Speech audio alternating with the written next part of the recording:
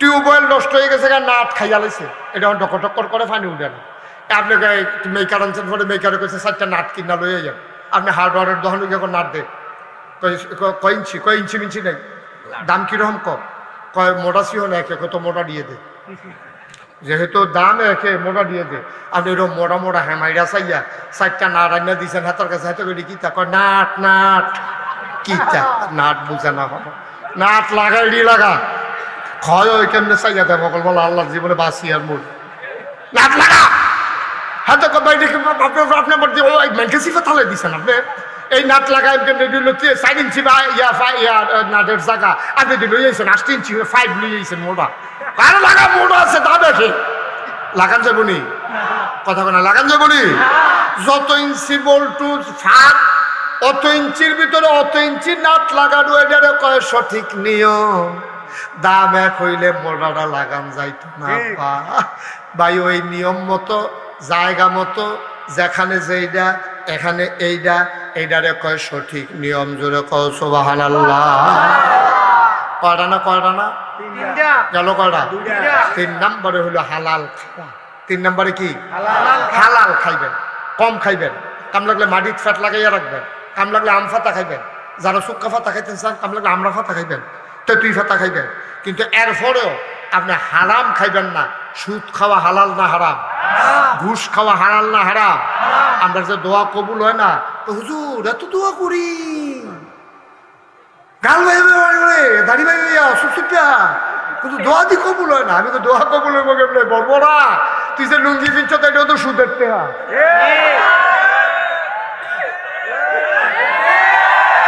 তুই যে পাঞ্জাবি গাও দিছ তো এটাও সুদের টেহা। সুদের টেহার না, যার তো সুদ লাগাইছিলি হেতে টেহা দিতে পারছেন দেখে দোকানতে পাঞ্জাবি নিয়ে যাবো। তুই তো হেই বাট ফার, তুই তোর টুপি হলো সুদের টেহার, পাঞ্জাবি সুদের টেহার, লুঙ্গি সুদের টেহার।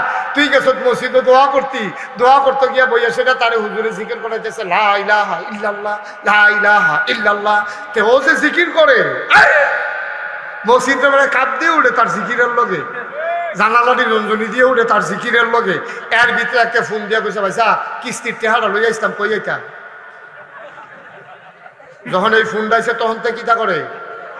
কথা বলে তে তখন কিতা করে? জিকির করে মসজিদ। তা কি জিকির করে? লা ইলাহা ইল্লাল্লাহ। সবাই কথা লা ইলাহা ইল্লাল্লাহ লা ইলাহা ইল্লাল্লাহ। তো গরম করে লাইতাছে জিকির করে বেরিয়েতে পারে সুইকে আছে আপনি হানু কিতা। তা লা ইলাহা ইল্লাল্লাহ জিকিরের ভিতরে দিয়ে ফোন আইছে, কিতাইছো যে ভাই সাহেব টেহাটা লইয়া ইসলাম হইছে, তুই ইসলাম দে ফেরত দিতে লইয়া কইতা। তাই যে জিকির ভিতরে কইতে লা ইলাহা ইল্লাল্লাহ টেহা লইয়া আইয়াল্লাহ লা ইলাহা ইল্লাল্লাহ।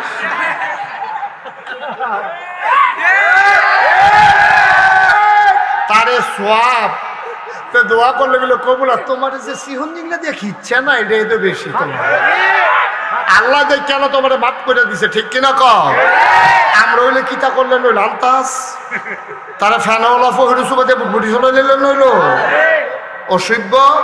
তুই মুহে কস লা ইলাহা ইল্লাল্লাহ গুজা কস সুদের তে হলো ইয়ালা, তোরা যে ফ্যানওয়ালা ফহির সুবাদে বুটি চলেছে না কপাল বাবা, ঠিক কিনা কও? এত সোজা মনে করেন না, এটারে কয় সঠিক নিয়ম। আরে হালাল খাওয়া কি কয়? তাহলে 3টা জিনিস লাগবে আপাতত ফারাম নিয়ে আমরা ইনশাল্লাহ। 1 নম্বরে সহি, 2 নম্বরে সঠিক, 3 নম্বরে হালাল। ভাই ফ্যাট মাটিতে লাগিয়ে রাখছেন, ফ্যাট মাটিতে লাগিয়ে রাখছেন। সুদের 70টা গোনা, সর্বনিম্ন গোনাটা হলো মার লগে জেনা করা। কোন মা? সৎমা, দুধমা, যেই মায় ফেরো ধরছে, যেই মায় জন্ম দিছে, যেই মায় 10 মাস 10 দিন তোমার বুকের দুধ খাওয়াইছে, এই মাল লগে জানা করা সুদের 70 নম্বর গোনা। নাউজুবিল্লাহ কইতো না? তারপরে কও যে আমরা যদি দোয়া করি কবুল হয় না কেরি? তোর দোয়া আইসুরের কথা মানছে, ঠিক কিনা কও? একখানো গিয়ে হইলাইছি এখানে বেলে তারা এক ফির সাহেবের মুড়ি। আমি যে গেলাম কি কারবার? ওই যে হুজুর আনবার ফির সাহেবে কইয়া দিছে হুগনা জিনিস খাইতে পারবো, রোজার মাসে হুগনা জিনিস খাওয়ান যাবো। সকলে হরদুমসে চিরামুড়ি কিনতে আছে, হুগনা তো ভাত খাওয়ান যেত না, তরকারি খাওয়ান যেত না, হুগনা জিনিস খাওয়ান যাবো। তাইলে এই যে রমজানের যে মাসালা শিক্ষা গ্রহণ করা, এটা কি নফল না ফরজ? ফরজ আবাদতের মাসালা শিক্ষা করাও ফরজ। ওয়াজিবের মাসালা শিক্ষা করা ওয়াজিব, সুন্নতের মাসালা শিক্ষা করা সুন্নত, নফলের মাসালা শিক্ষা করা নফল, মুস্তাহাবের মাসালা শিক্ষা করা মুস্তাহাব। তাহলে রোজা রাখা নফল না ফরজ? সবাই কথা কয় না, নফল না ফরজ? তাহলে রোজার মাসালা মাসাইল জানা এটাও ফরজ। সুবহানাল্লাহ বলবেন না? নামাজ পড়া, 5 ওয়াক্ত নামাজ পড়া নফল না ফরজ? ফরজ। সুতরাং এই 5 ওয়াক্ত নামাজের মাসালা মাসাইল জানা এটাও ফরজ। মুসলমান, তাহলে সব জায়গায় পেয়ে গেলাম আবাদত বন্দিগি করার জন্য আল্লাহ মানুষ বানাইছে। আর আবাদত কবুল হওয়ার জন্য শর্ত 3টা। 1 নাম্বার শর্ত হইল সহি নিয়ত। সহি আপনি যেইটাই করেন, নামাজ পড়বেন, আপনি কাম লাগলে কম পড়েন, কিন্তু এটা থিতাইলন কি লেগা পড়েন, এটা আপনি ঠিক করে আলোন যে আমি নামাজ পড়ি, 5 ওয়াক্ত নামাজ যেহেতু এটা আমার উপরে ফরজ, আমি এই ফরজ মনে করে নামাজ পড়ি। আমি যদি ফরজ তরক করি, আল্লাহ রাসূল সাল্লাল্লাহু আলাইহি ওয়াসাল্লাম বলেছেন, মান তারাকা সালাতা মুতাআম্মিদান ফাকাদ কাফারা। যে ব্যক্তি ইচ্ছাকৃতভাবে নামাজ ছেড়ে দেবে, হাসতে হাসতে নামাজ ছেড়ে দেবে, খেলতে খেলতে নামাজ ছেড়ে দেবে, আড্ডা মারতে মারতে নামাজ ছেড়ে দেবে, ফাকাদ কাফারা, এই মানুষটা কাফের হয়ে যাবে। নাউজুবিল্লাহ বলবেন না? দেখে আমার কথা না নবীজির কথা? নবীজির কথার ব্যাপারে কোনো সন্দেহ আছে নাকি? তাহলে 1 নম্বরে সহি নিয়ত। এই সহি নিয়ত হইল আপনি যা করবেন কেবলমাত্র শুধুমাত্র একমাত্র লিল্লাহি রাব্বিল আলামিন, আপনি করবেন আল্লাহ রাব্বুল আলামিনের জন্য। বলেন সুবহানাল্লাহ। তাহলে আপনি দুনিয়ার ভিতরে মানুষের একটা কাজও নাই যেটা ইবাদত না, একটা কাজও আপনি পাইতেন না যেটা ইবাদত না। আপনি ঘুমাইছেন এইটাও ইবাদত, আপনি ভাত খাইছেন এইটাও ইবাদত, আপনি গৃহস্থী করতেছেন এইটাও ইবাদত, আপনি বিয়া করছেন এইটাও ইবাদত, আপনার বাচ্চা কাচ্চা হয়েছে এইটাও ইবাদত, আপনি চাকরি করতেছেন এইটাও ইবাদত, আপনি হাঁটতেছেন এইটাও ইবাদত, আপনি কৃষি কাজ করতেছেন এইটাও ইবাদত, আপনি দোকানদারি করতেছেন এইটাও ইবাদত। তবে ইবাদত হওয়ার জন্য 2টা জিনিস লাগবে, একটা হলো আল্লাহর বিধান, আরেকটা হলো নবীর তরিকা। সুবহানাল্লাহ বলেন না? এই গৃহস্থির ভিতরে নবীর তরিকা আছে নাকি নাই? আমরার গৃহস্থী অনেক বড় ইবাদত হইল, আমরারটা হয় না কেরে খালি গুসলেং দিদার লাগিয়া। ঠিক কিনা কন? খালি গুসলেং দিদার লাগে আমরারটা ইবাদত হয় না। আমরার গৃহস্থী সকলতে বড় ইবাদত হইল হয় না কেরে খালি কসকাডনের লাগিয়া। ঠিক কিনা কন? আমরা তারা খেত নামনার আগে গুসলেং দিয়া লয়, কসকার তো লইলে লাইলের মাইক গেল কূপ দিয়া লয়। মানে এবার ওর ভাগে যেটা আছি সেইটা তো আনছে আনছে হ্যাঁ করতে পারে সাইলেন্ট লই আইয়া করছে। ঠিক কিরকম? আপনার সব আবাদত হইব কেমনি? আপনি ঘুমাইছেন যান, আপনি নিয়ম মান্য ঘুমান, আপনার দেখবেন সবটা আবাদত। সুবহানাল্লাহ বলেন না? আমি মনে করছি এটা বোধহয় কথার কথা। সেই দিন হাদিস শরীফও পাইলাম, কেউ যদি এশার নামাজটা জামাতের সাথে পইরা, কেউ যদি সুন্নত তরিকায় সুন্দরভাবে বিছনাটা ধুইতা, তে মনে মনে নিয়ত করছে আল্লাহ এশার নামাজটা পড়ে হচ্ছি, ইনশাআল্লাহ উঠটা সেটা ফজরের নামাজটা পড়া, তে যে নিয়ত করে ঘুমাই লইছে সারা রাত তে জন্য নফল নামাজও দাঁড়াই রয়েছে। ঘুমাইলেন আপনি পাহাড় থেকে নফল নামাজ হইটা বইয়ে রয়েছে। সুবহানাল্লাহ বলেন না? নিয়মটা মান্য সব দিয়ে আবাদত করছেন না? আপনি ঘুমাইবেন এটাও তো আবাদত। আমরা তো কোনখানো নিয়ম মানি না। আমরা 3 ইঞ্চি নাটের জায়গা 4 ইঞ্চি ঠেলতে আছে, তো ঢুকলে না এটা লাগবো তো দূরের কথা ঢুকে তো না। ঠিক কিনা কন? ঠিক কিনা কন? এখানে বোধহয় কোথাও না কোথাও গ্যাপ আছে। বাংলা মাইক খুব ভালো মাইক, আপনার এখানে কোথাও গ্যাপ হচ্ছে, আপনি দেখেন কোথাও কোনো ডিসকানেক্ট হয়েছে কিনা, অথবা সাইড তার একখানো লাগাই দিয়েছেন কিনা, কিচ্ছু না কিচ্ছু একটা হয়েছে, যেটা সত্য। কারণ বাংলা মাইক দিয়ে আমি 32 বছর ওয়াজ করছি, কখনো ফেসলা করেছে দেখা আজ ঠিকটা ঠিক করতে আছে। আপনার যে ঠিকটা করছেন এটা ঠিক করতে আছে। মার হাবা কন, জোরে কন মার হাবা। সময় কম, বিরক্ত করা যাবে না, শুধু আমার দিকে চাইয়া থাকে। আর আসল কথাটি শুনিয়া যান, এই আবাদত সব কাজ আবাদত। মুমিনের এমন কোনো কাজ নাই যেটা আবাদত না। ঠিক কিনা কন? শুধু 2টা জিনিস তাহলে লাগবে। পড়ো কতক্ষণ? কয়টা? একটা হলো আল্লাহর বিধান, যে এই ব্যাপারে আল্লাহর হুকুম আছে কিনা। 2 নম্বরে আপনি কাজটা করতেন গিয়া নবীর তরিকা অনুযায়ী করতেন পারছেন কিনা। এই 2টা জিনিস যদি আপনার যে কোনো জিনিসের ভিতরে থাকে এটা ইবাদত। সুবহানাল্লাহ বলেন না। ঘুমের বিধান আল্লাহ, আপনি রাইতে দিনও সজাগ থাকবেন, রাইতে ঘুমাইবেন, এটা হলো আল্লাহর বিধান। সুবহানাল্লাহ বলেন না কেন। আর তরিকা মানবেন নবীজির। ঘুমের একটা তরিকা আছে।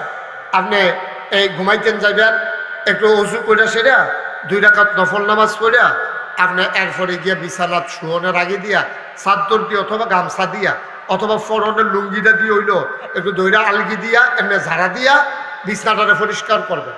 কইরা সেটা আপনি সুন্দর করে সিট তৈয়া শুইবেন। শুয়ে সেটা আপনি আয়াতুল কুরসি পড়বেন। কইরা সেটা এই এত ফু দিয়া এরকম ঘরটারে বন্ধ করার নিয়তে 3 বার ছোটো ছোটো করে 3টা আটতালি দিবেন। দিয়া সেটা এরপর আপনি সাইরকুল পড়বেন। সাইরকুল পড়লে ঘুমের একটা দোয়া আছে, আল্লাহুম্মা বিইসমিকা আমুতু ওয়া আহইয়া। এই দোয়াটা পড়িয়া আপনি ডাইন কাঁধে শুইবেন। শুইয়া সেটা আত্রা এইটার নিচে দিবেন। এখন এই দিয়া সেটা ডাইন কাঁধে শুইয়া আপনি যখন এমনি শুইয়া ঘুমাইবেন আর ঘুমের সময় নিয়ত করবেন আল্লাহ এশার নামাজটা জামাতে পড়লাম, উঠটা ইনশাল্লাহ ফজরের নামাজটা পড়াম। এই নিয়ত করে আপনি ঘুমাইছেন। আপনি যদি উঠটা নাও পড়তেন পারেন হেঁটে হলো পরেরটা পড়ে, কিন্তু আপনি নিয়ত করে হচ্ছেন আপনি উঠটা পড়বেন, আপনি সারাটা রাত নফল নামাজও দাঁড়াই থাকবেন, যেই সব ঘুমাইয়া সেই সব। তাহলে এখন আল্লাহর হুকুমও আছে, নবীর তরিকাও আছে। আবার আসেন আপনার ওই যেটা কইছিলাম এইরকম নামাজ, রোজা, হজ, যাকাত, কুরবানি, আপনার গৃহস্থী, আপনার সংসার, পরিবার, পরিজন, সব জায়গার ভিতরে আপনার ইসলাম আছে। আর আপনি ইসলাম মতো চলবেন কিনা এটা হলো আপনার দেখার বিষয়। কিন্তু আগে থিতাই লইতে হইব যে কি আমার এই যে নামাজ পড়তে আসি, রোজা রাখতে আসি, হজ করতে আসি, কুরবানি দিতে আসি, জাকাত দিতে আসি, যাই কিছু করি শুধুমাত্র কেবলমাত্র একমাত্র লিল্লাহি রাব্বিল আলামিন। সুবহানাল্লাহ বলবেন না। এটার একটা আকীদা, বিশ্বাস, ঈমান, আকীদা। আপনার আকীদা যদি দুরুস্ত না হয়, আকীদা যদি দুরুস্ত না হয় আপনি ইবাদত করে পারবেন না। আপনি ইবাদত আপনার কবুল হবে না। আকীদা আপনার দুরুস্ত হওয়া লাগবে। আর আকীদা দুরুস্ত হওয়ার জন্য ১৫০০ বছর আগে আল্লাহ তাবারক ওয়া তাআলা নবীজির ডাক দিয়ে একটা আয়াত কইছে। কথাটা কি কইলে তা? আল্লাহ কয় কুল, হে রাসূল আপনি বলেন, ইন্না সালাতি ওয়া নুসুকি ওয়া মাহইয়ায়া ওয়া মামাতি লিল্লাহি রাব্বিল আলামিন। নবী গো আপনি বলে দেন আমার নামাজ, ইন্না সালাতি আমার নামাজ, ওয়া নুসুকি আমার কুরবানি, ওয়া মাহইয়ায়া ওয়া মামাতি আমার জীবন আমার মরণ, লিল্লাহি রাব্বিল আলামিন কেবলমাত্র শুধুমাত্র একমাত্র আল্লাহ রাব্বুল আলামিনের জন্য। সুবহানাল্লাহ বলবেন না। আওয়াজটা একটু মজা করেন, করকরি দিয়ে রয়েছে কানো বাড়ি খায়। আমিন কন, জুড়ে কন, আরো জুড়ে এরকম রাখেন। মারহাবা কন। এখন কি শোনা যায়? আপনারা শুনতে পারেন? এবারে বুজ্জা লইতে আছে, শোনা যায়নি বুজ্জা লই 2-3 জনের লোকে। হ্যাঁ মাশাআল্লাহ, আমিন কন, জুড়ে কন আমিন। এইরকম রাখেন, এখন ভালো আছে। তো যেই কথাটা বলতেছিলাম, নবী নবী, হ্যাঁ নবীজির লোকে কারো কোনো তুলনা আছে? এই নবীরে আল্লাহ তো আমি ঠিক করে দিলাম। আপনি যে নবী, আপনি যা মনটা ধরে তা করবেন এটা না, আপনাকে ঠিক করে দিলাম। কয় কি ঠিক করতাম?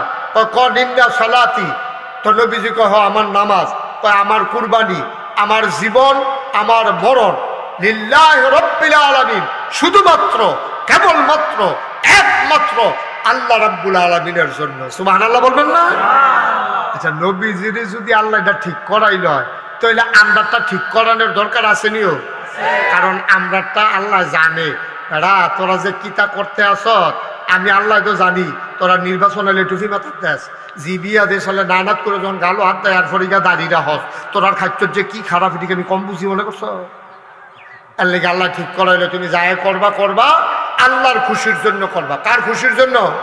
তাহলে আমার নামাজ, আমার কুরবানি, এরপরে ডাইরেক্ট আল্লাহ কোন ইচ্ছা ফাড়ি দিছে, কিতা কইছে? আমার জীবন আমার মরণ। তো আর কি এই নামাজ আর কুরবানি ছাড়া ইন্না সালাতি ওয়া নুসুকি, এরপরে কি আর কোন ইবাদত? হজ কো, যাকাত কো, তারপরে দান সদকা কো, তারপরে রোজা কো, কোনো কিছুর কথা না কইয়া ডাইরেক্ট কইতে আছে আমার জীবন আমার মরণ। মুফাসসিরিনে কেরাম কয় আল্লাহ কথা কয় কম, বুঝায় বেশি। একটা একটা করে যদি আল্লাহ কইতো যাইতো যে আমার নামাজ, আমার হজ, আমার জাকাত, আমার কুরবানি, আমার বিয়া শাদি, আমার সংসার, আমার দোকানদারি, আমার কাস্টমার, আমার ফিরালি, আমার মুরিদি, আমার ইমামতি, আমার মাস্টরি, আমার কন্ট্রাক্টারি, আমার সব এমনি যদি কইতো যাইতো কোরআন শরীফ 30 পারা না কয় দেখো আল্লাহ কি জিনিস ভালো করে বুঝা লাও। কয় ইন্না সালাতি ওয়া নুসুকি, পয়লা দুইটা জিনিসের কথা কইছি। একটা হইল এই সবচেয়ে বড় ইবাদত যেটা জীবনের উপরে দিয়া যায়, শৈলের উপরে দিয়া, এটার নাম হইল নামাজ। আরেকটা হইল কুরবানি, যেটা টেহার উপরে দিয়া যায়। এই শৈলের উপরে কইলাম একটা, টেহার উপরে দিয়ে কইলাম আরেকটা। এরপরে ডাইরেক্ট কইয়া লেছি ও জন্ম থেকে মৃত্যু, রান্নাঘর থেকে সংসদ ভবন, সকাল থেকে সন্ধ্যা, অর্থাৎ তোমার জন্মের পরে মরার আগ পর্যন্ত যত কাজ আছে লিল্লাহি রাব্বিল আলামিন, সব হবে শুধু আল্লাহর জন্য। ঠিক কিনা? আপনি একটা কাজ দেখাইতেন পারতেন না যেটা আল্লাহর লাগা সারা আপনি করতেন পারবেন। সবটি করতে হবে আল্লাহর খুশির জন্য। তাহলে আমরা মাহফিলে আসছি কার খুশির জন্য? আচ্ছা, এই ব্যাপারে আর কথা বেশি বাড়াইতাম না। এর দূরে কথা রইল আমরা যায় করাম, বিয়া করাম আল্লাহর খুশির জন্য। বলে বিয়া করলে আবার আল্লাহর কি খুশি? বিয়া করলে আল্লাহর খুশি আছে না, তুমি বিয়া করবা, এরপরে বাচ্চা কাচ্চা হইব, তুমি নিয়ত করবা এই বাচ্চা ইসলামের বিরুদ্ধে যখন কোনো কথা হইব, আল্লাহ আল্লাহ করলে যদি 10টা ফুট হয়, এটা 10 জন, আমি একজন 11 জন, ফিডা ফিডির লেগে তো আমরা 11 জনের সামনে। ঠিক নিলেন যে ইসলামের বিরোধিতা করবা, আমরা বাহে ফুটে 11 জন আইও, তো এই নিয়ত যদি আপনার 50 জন সব দিয়ে তো আল্লাহর লিগা সুবহানাল্লাহ না কেন জোরে করে সুবহানাল্লাহ। আপনি বিয়া করবেন আল্লাহর খুশির জন্য, আপনার সন্তানাদি হইব আল্লাহর খুশির জন্য। এটা ইসলামের বিরোধিতা হইতে লইলে আমার এই 10 ফুটে ফেরইব। ওই যে ফিলিস্তিনে দেখছেন এখন বেরিয়েছে মহিলারা, এই 7 বছরের বাচ্চা এই বইয়ে বুহ লইয়া বইয়া রয়েছে, হাসতে আছে। সাংবাদিকরা গিয়ে জিজ্ঞেসে কি থাকো তোমার দি ফুট মরে গেছে, তুমি হাসি ফিরতা, এইটার লাগিয়ে তো জন্ম দিচ্ছিলাম। সুবহানাল্লাহ না তো জন্ম ইসলামের লাগিয়া যে আল্লাহর পথে যেন আমার ছেলে কুরবানি হইতে পারে। তো আমার উদ্দেশ্য পুরো হইছে, তো আমি কি কাঁদতাম কি আমি তো আইসা চাইছি যে চাইছি জন্ম দিছি আল্লাহ রাস্তার লাগিয়া, তো আল্লাহ রাস্তা আল্লাহ লয়ে গেছে গা, তাইলে বুঝা গেল আমার জন্ম দেওয়া সার্থক। ঠিক কিনা কম? আমার জন্ম দেওয়া সার্থক। আল্লাহ আমারে নিছে। ও আপনি মেহমানের লেগে গরু জব করছেন, মেহমান আইসা না, গরু জব আস্তা গরু জব করে লাইছেন, মেহমান আইসা না, এটা কি সার্থক হয়েছে না ব্যর্থ হয়েছে? যদি একজন হগিন্নি বেটির লেগে আপনি গরু জব করে রাখে আর এ বেটি যদি খাইয়া কয় খানাটা মজা হয়েছে, তো না সার্থক।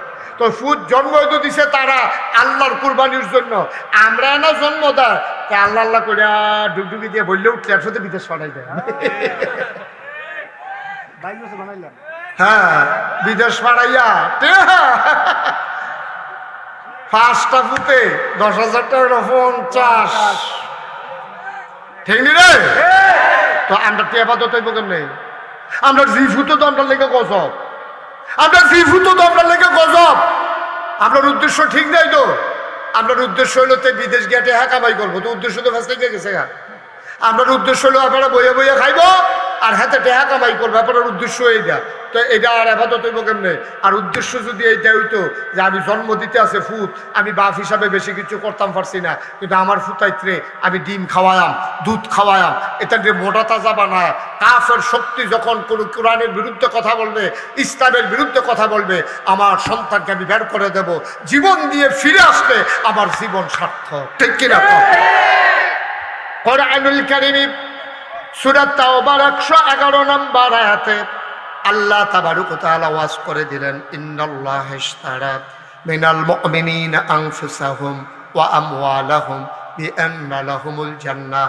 ও দুনিয়ার মানুষ শোনো, তোমাদের জান আর মাল আমি আল্লাহ ক্রয় করে নিয়েছি। সুবহানাল্লাহ কয় না? বিআন্না লাহুমুল জান্নাহ, যেই জিনিসটা দিয়া ক্রয় করছি তার নাম হইল জান্নাত। আমরা জান্নাতের আশায় জান বিক্রি করে দিয়েছি, জান্নাতের আশায় আমাদের মাল বিক্রি করে দিয়েছি। বিক্রি করছি কার কাছে? কথা কয় না সবাই, কার কাছে? তাহলে এখন জানের মালিক কে? আল্লাহ। মালের মালিক কে? আল্লাহ। জানের মালিক আল্লাহ, মালের মালিক আল্লাহ।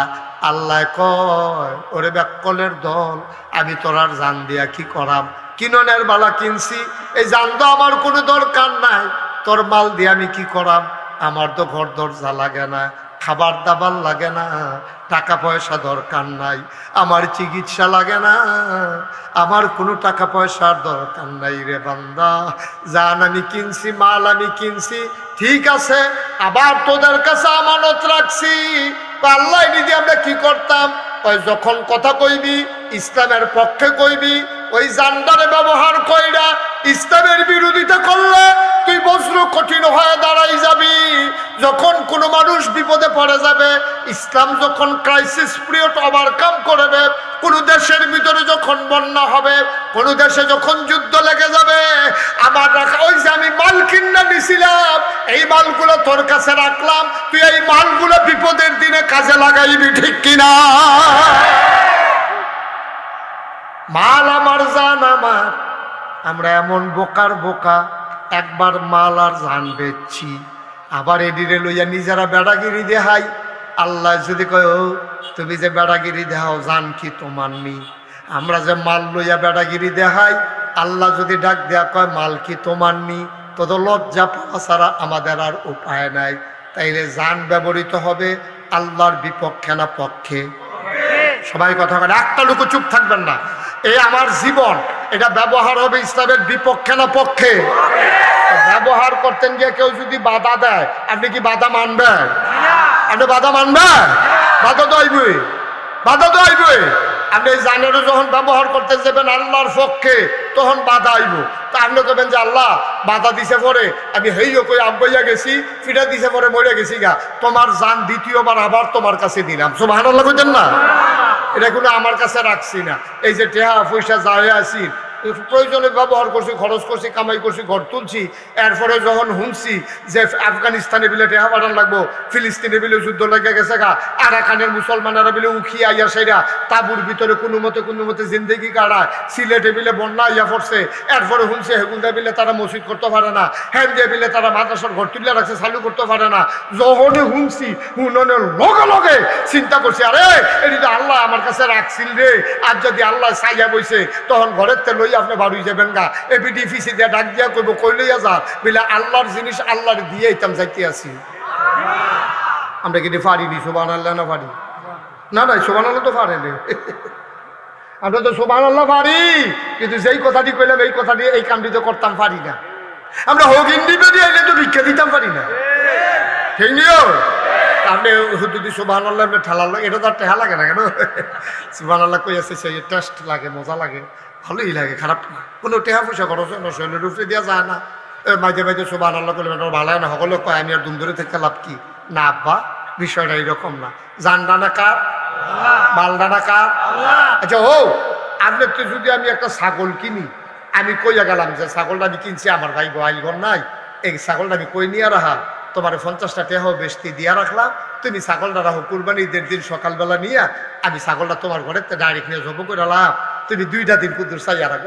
ওইটা এত কত কম লাগে, 2 দিন এত দিন রাখতাম পারছি, 2 দিন রাখতাম পারতাম না। আপনার রাইকাজন সহালে আপনি আউন লাগতো না, আমার ফুতেরে দিয়ে আপনার বাইক ফাড়াই দেন। আচ্ছা আপনার ফুতে ছাগল লইয়া যাইতে বাধ্য নি, যেহেতু আপনি বেচা লাইছেন, হেবাটা কিনা লাইছে, আপনিও কইছেন বিকালবেলা সকালবেলা আমি ফাড়ায়, আপনি এটা রাইখা দিতেন পারবেন? আমার কত করে রাইখা দিতেন পারবেন? আপনার ফুতে গেছে তে এগুলাম ছাগলটা শখ করে ফালছে, অন হেবাটায় যখন হোতানের লেগে জব করছে, আপনার ফুতে দৌড়ে গিয়ে কইছে ছাগল ছাড়া দেন, কই কি আমরা ছাগল জব করুন যেত না, এই কথা কখন যাবো? আমার কথা কখন যাবো? আপনি দৌড়ে গিয়ে আমার ফুত রে বেচা লাইলে, আর এই কথা কখন জানা রে ফুত, এখন এবার একটা জব করুক, আগা দিয়া করুক, নইলে ফাঁসা দিয়া করুক, যেহেন দিয়ে বলতে এবার দিয়া ছাগল এবার জব করবো, আমরা কিছু কইতাম পারতাম না, ঠিক নিও কথাটা? ঠিক নেই? তাহলে আপনি ছাগলটা বেচা লাইলে ছাগলটার উপরে যেমন আপনার কোনো অধিকার নাই, আপনি নিজে বেচা লাইছেন জান্নাতের বিনিময়ে, আপনার উপর আপনার কোনো অধিকার নাই, ঠিক কিনা? কথা না ঠিক কিনা?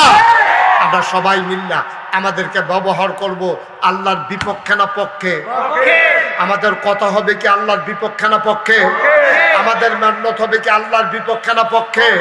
সব কিছু হবে আল্লাহর পক্ষে, যেহেতু আমরা বিক্রি করে লাইছি। এটার নাম হলো সহি নিয়ত। এটার নাম কি? কয়টা না লাগবো?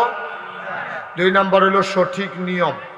সঠিক নিয়ম। সঠিক নিয়ম। সঠিক নিয়ম কারে কয়? আপনি একটা টুপি কিনছেন 5 টাকা দিয়া। কয়টা? কথা কয় না কেন লোকটি? টুপি কিনছেন কত দিয়া? তো 2টা টুপি কিনতে কত লাগে? 2টা টুপি কিনছেন 10 টাকা দিয়ে, আর জুতা কিনছেন 5000 টাকা দিয়ে। জুতার দাম কত? 2 টুপির দাম কত? আর কথা না কইলে বুঝতেন না তো, সকলে জিগের দিয়ে লইয়া পড়বে। আর টুপির দাম কত?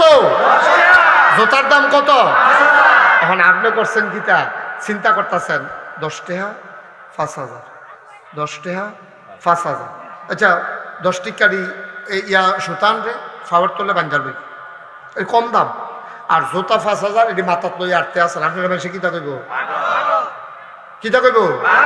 জুতা 5000, এরপর এটি ফাও থাকবো।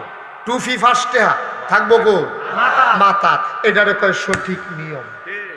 সব আনালা কয় না রে, কম কথা নিতে বুঝে লিছি না আমি, আবার বুঝানে পারলাম। দেখছেন নি কতক্ষণের ভিতরে 2 লাইনে তো বুঝে লিছি ইনশাল্লাহ। এটারে কয় সঠিক নিয়ম। টুপির জায়গার টুপি, জুতার জায়গার জুতা। জুতা যত দাম হোক, এটি কি মাথাত না ফাও? টুপি যত কাম দামি হোক, সিরা হোক ন্যাটের হোক, এটি কি ফাও না মাথা? এটারে কয় সঠিক নিয়ম। আরো সহজ করে কইলে চলে। আল্লাহ যেন কবুল করে, সবাই পড়ে আমিন। বন্ধুগণ, রাস্তাঘাটে যারা দাঁড়িয়ে আছেন, ওই যে রাস্তায় নিচে চলে আসেন। এটা কি বলা লাগে নাকি? ওইখানে মাহফিল কি ওইখানে? মানে কি করবো এটা বুঝে উঠতে পারতেছে না। কি করবো না কুমালাকে বাঁশ গাছে উঠে উঠে সন্দেহ। হ্যাঁ কি দরকারটা লাগছে? হ্যাঁ খেরইতে হবে। এই সাইডে ফেলছে, আসো করে কি দেখো মাহফিল এখানে, ওই এনেকে বাজারের সিফাত রাস্তা। এবার আসেন, জায়গা না হইলে না। মাইকটা কি হইলো তোমার? এরকম করতে গেছো না মাইক? একবার বাড়াও, একবার কমাও, ঠিক করে সুন্দর করে। তো না শুনে বাড়াও, কিন্তু কুয়া দেয় কেন মাইক? কুয়া দিলে কি বাড়ানো নেই? মাইকের আগে সেট করো নাই? এটা কি এখন মাইক হইল? সবাই পড়েন আলহামদুলিল্লাহ। যেমনে দিলে ভালো বাজে, এটা কি তারা বুঝবো না? তুমি এনা বুঝো। তারার দোষ দিয়া তুমি মাইকের উপরে বাচ্চা দেবে না। পড়েন আলহামদুলিল্লাহ। যেই কথাটুকুন বলছিলাম, আল্লাহ তাবারক ওয়া তাআলা এই দুনিয়ার ভিতরে সমস্ত কিছুর তিনি খালেক। এই দুনিয়া, আসমান, জমিন, তরুলতা, বৃক্ষরাজি, পশু পাখি, গাছপালা, সব কিছুর যিনি খালেক, যিনি স্রষ্টা, তিনি হলেন আল্লাহ। সুবহানাল্লাহ বলবেন না? ওইদিকে কি আপনার? তিনি কে? শুধু আমার দিকে তাকাই থাকেন। তিনি কে? তিনি সব কিছু বানিয়েছেন। সব কিছু বানানোর পরে আল্লাহ এই মানুষদেরকে একটা উপাধি দিয়ে দিলেন। মানুষ হলো আশরাফুল মাখলুকাত। সুবহানাল্লাহ বলবেন না? সবাই বলেন জোরে বলেন। এই মানুষ হলো আশরাফুল মাখলুকাত। একটু চিন্তা করে দেখেন তো, আমরা আসার সময় চতুর্দিকে কত জন্তু জানোয়ার দেখেছি। তাদের একটা জীবন আছে, আমাদেরও একটা জীবন। মেডিকেল সায়েন্স নিয়ে যারা লেখাপড়া করে, তারা এগুলো নিয়ে যখন গবেষণা করে, দেখেন একটা মশার যেই জীবন, একটা মানুষেরও সেই একটাই জীবন। একটা মাছির যেমন একটা জীবন, একটা মানুষেরও একটাই জীবন। মশা, মাছি, গরু, ছাগল, শিয়াল, কুকুর, কেউ আশরাফুল মাখলুকাত হয় নাই। আশরাফুল মাখলুকাত হচ্ছে আমরা মানুষ। সুবহানাল্লাহ বলবেন না? আমি আপনি কি করতাম যদি আপনাকে আমাকে গরু ছাগল বানাইতো?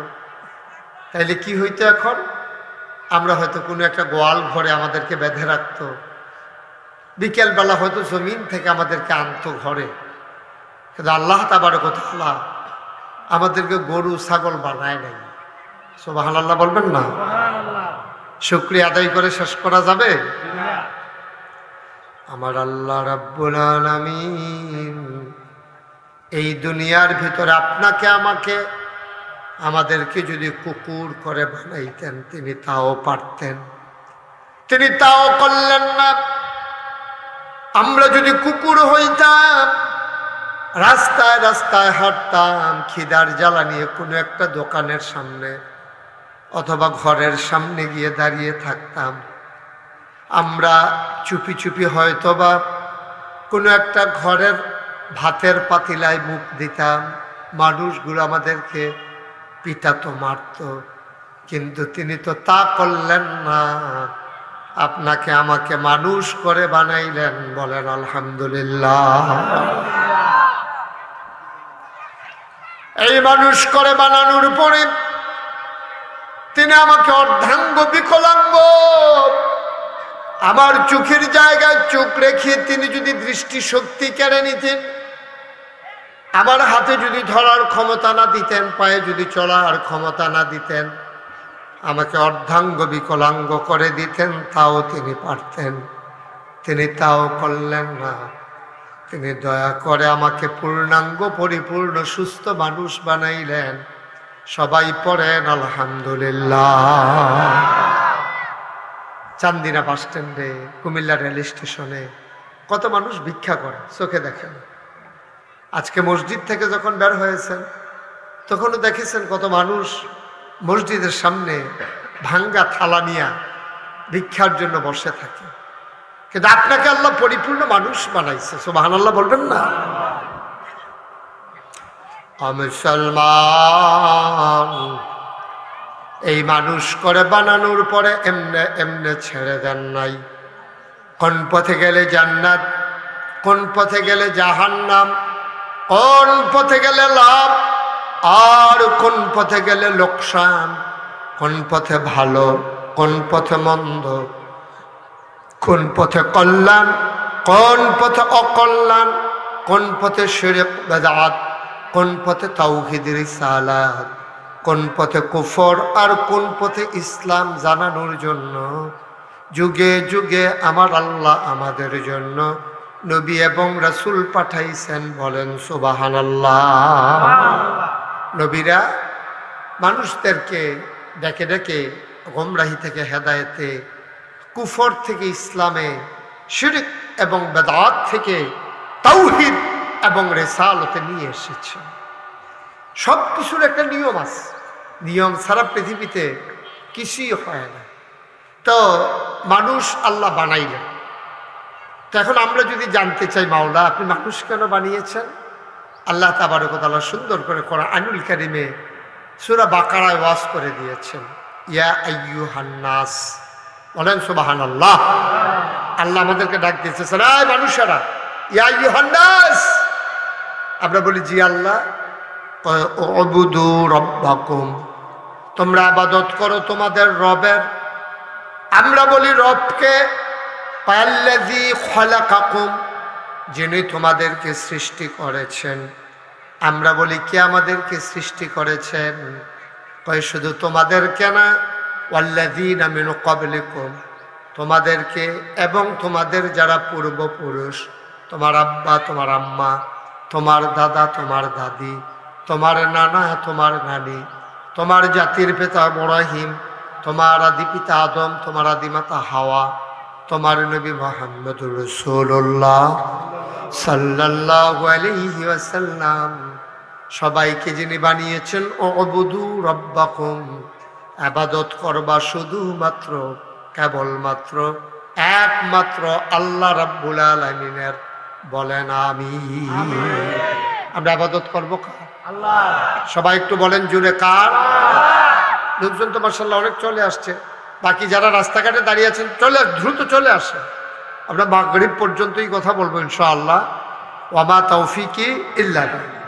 আল্লাহ যেন সুযোগ দান করে, সবাই করেন আমিন। আমি এই জন্য ভূমিকাতে যাই নাই, সরাসরি আমরা আলোচনা শুরু করে দিয়েছি। যারা এদিক সেদিক এখনো আছেন অতি দ্রুত চলে আসেন, এই এখনই দাঁড়াই রয়েছে, তো ফজর পর্যন্ত আপনি দাঁড়াইয়ে থাকবে? হ্যাঁ, আইয়ে একটা এটা একটা কারবার। বসো, বসুন সবাই, আমিন বলেন, জোরে বলেন। তাহলে আবাদত করবো কার? তাহলে আল্লাহ আমাদেরকে আবাদত, আমি যখন জানতে চাইছি আল্লাহ আপনি কেন মানুষ বানিয়েছেন, আল্লাহ কয় উবুদু রাব্বাকুম, যিনি তোমাদেরকে বানিয়েছেন তার আবাদত করো।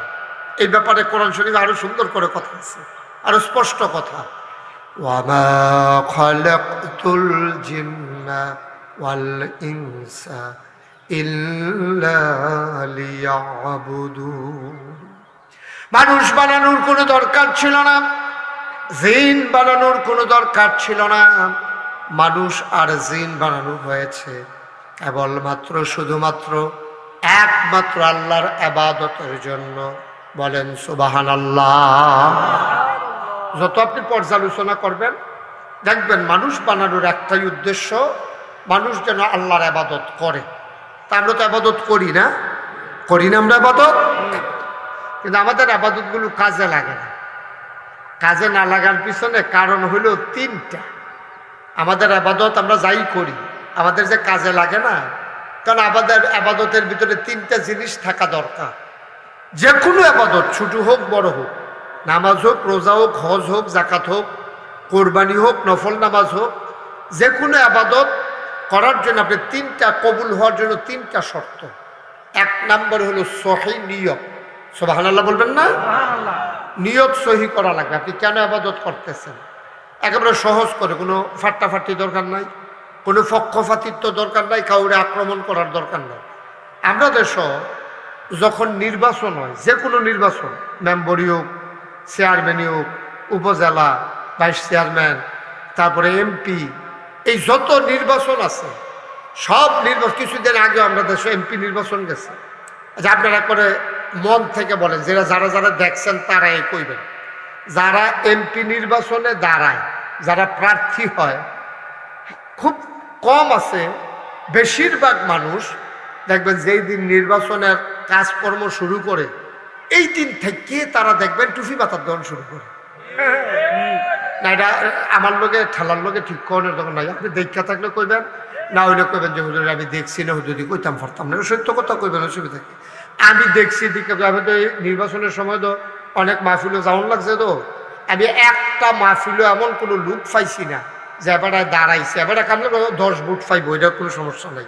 কিন্তু সকলে এই টুফিটা মাথার দেয়ালে নির্বাচন আইল, তখন আমি বুঝছি যদি পরীক্ষা তাই টুফি কাহাকে বলে, তখন এটার উত্তর লিখতে হবে, নির্বাচন আইলে যারা প্রার্থী যেই জিনিস মাথার দেয় তাহাকে টুফি বলে।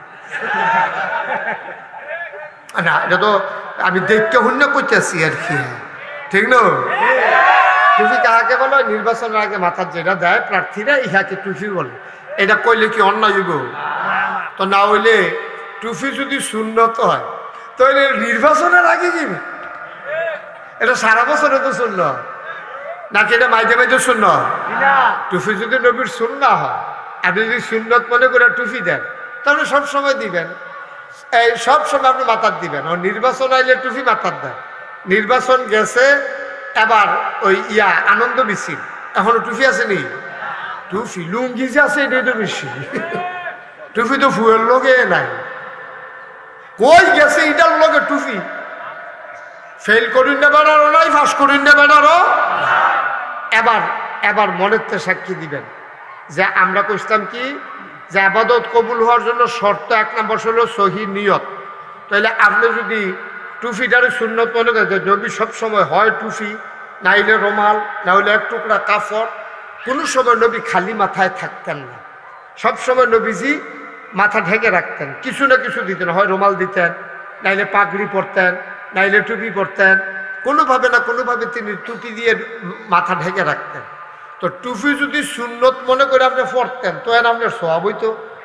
আপনি ফরছেনে তো এটা মানছেনে দেহানের লেগে হোক, তোমরা মনে করো না এই আমি টুপি নাই, আমার টুপি আছে, এরপরে আমি তোমার মতোই, আমি এরকম আলগা কিচ্ছু না, আমিও টুপি মাথার দেই, আমিও নামাজ পড়ি, আমিও তোমরা দলের লুকে, এইটা বুঝানোর লাগিয়া, যেহেতু 92% জন লোক মুসলমান, এটা বুঝানোর লাগিয়া আমরা যারা টুফিওয়ালা আমাদেরকে ধোঁকা দেওয়ার জন্য, আমাদেরকে প্রতারিত করার জন্য 12 মাস টুপি নাই, এবারে নির্বাচনের সময় টুপি মাথার দেয়। ঠিক কিনা? তো আপনি ঠিক কইতেন না, কারণ আপনার ফিসে এবারে কইতেন, আপনি কইতেন না ঠিক।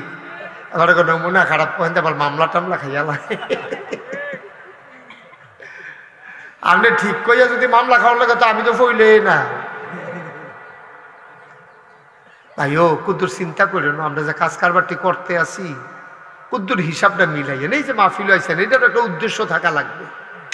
এটা একটা ইবাদত মনে করে যদি আইয়া থাকেন যে দ্বীনি ইলম অর্জন করা কি নফল না ফরজ, আপনি যদি মনে করেন আমি এখানে দ্বীনের কিছু আলোচনা শুনে যাব, এইরকম নিয়ত করে আপনি তো ফরজ ইবাদতের সওয়াব পাইতে আছেন।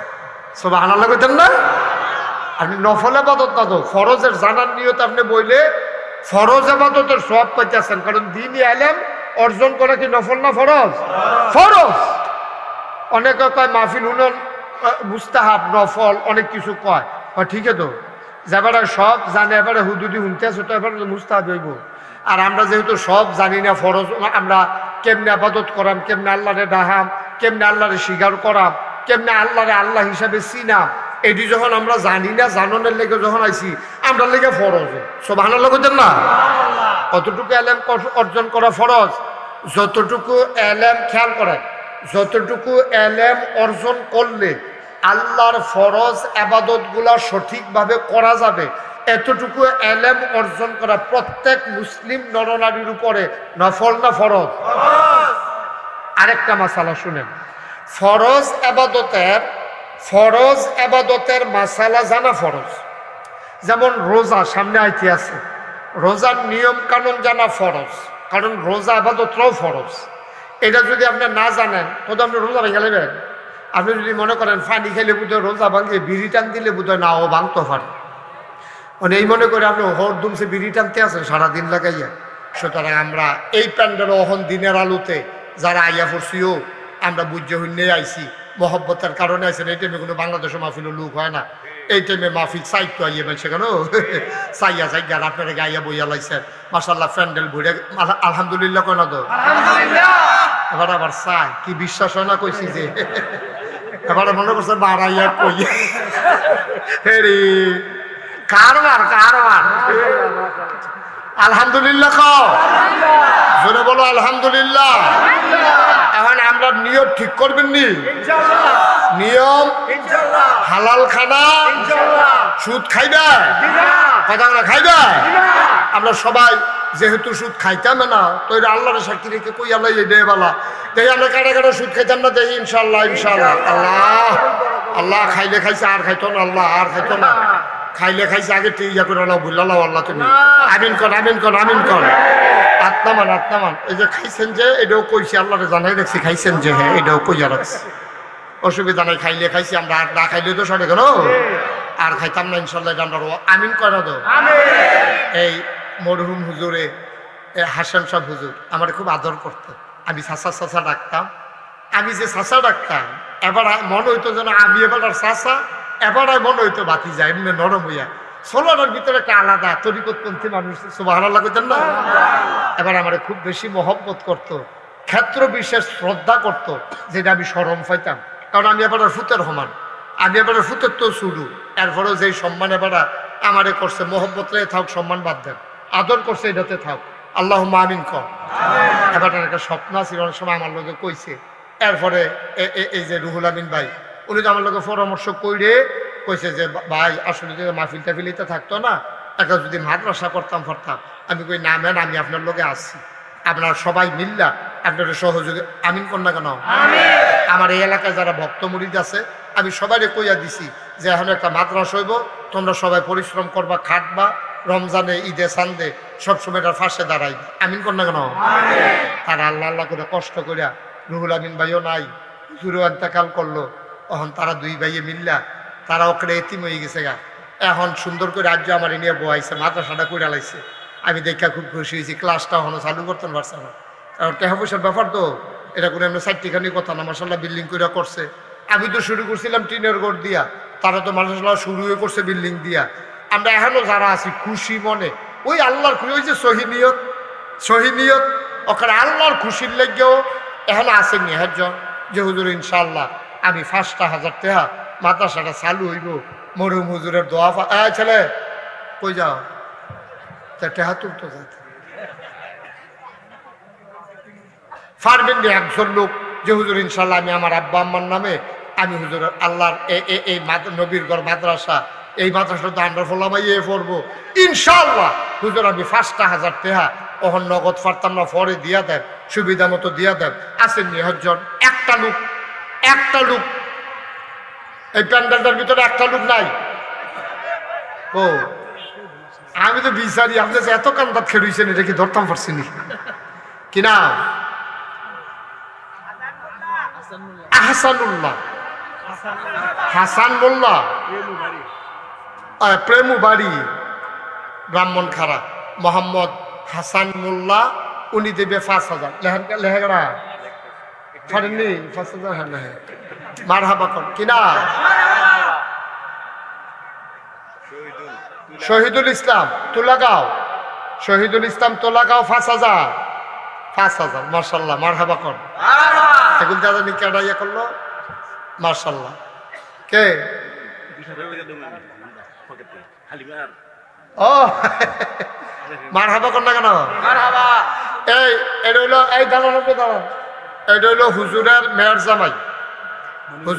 জামাই হালিমার জামাই হালিমা আমার মামারা হ্যাঁ তারা আমার বাইরে হ্যাঁ একটা ফাঁসলে গেছে কেন দেখছেন নি তারা আমি দুই আত্মীয় হন এক তারার মামা আরেক তারার ভাই এই হালিমার স্বামী ওই গ্রামে আমি এই বছর 2বার গেছি পরে তারা অনেক সম্মান শ্রদ্ধা ভালোবাসা আন্তরিকতা দেখাইছে তারা পরিবারের পক্ষ থেকে 20,000 টাকা হালিমার স্বামী হুজুরের মেয়ের জামাই এই 20,000 টাকা তা আমরা হ্যান হয়েছে দুইজনে 5,000 করে 10 আর এখনো 20-30 কিনা কবিরে আপনার নাম কি আচ্ছা জুয়েল